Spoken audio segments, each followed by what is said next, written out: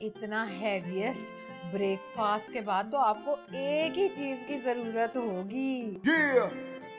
नहीं नहीं नहीं, मुझे और कुछ नहीं चाहिए, कुछ नहीं चाहिए मुझे और। नहीं, आपकी शक्ल से तो ऐसा नहीं लग रहा। अरे शक्ल पे मत जाओ मेरी, इसीलिए तो मेरे लजीज बंद कबाब बिकते नहीं हैं।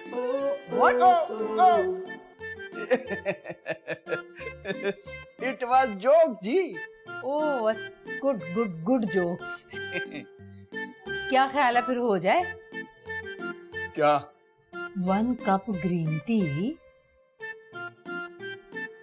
अच्छा मुझे ना बहुत हैरत होती है। मिशी, what is this? Green tea के बाद किसी को हैरत होती है? कितनी भोली हो तुम। मैं ग्रीन टी की बात नहीं कर रहा, तुम्हारी बात कर रहा हूँ। That's true.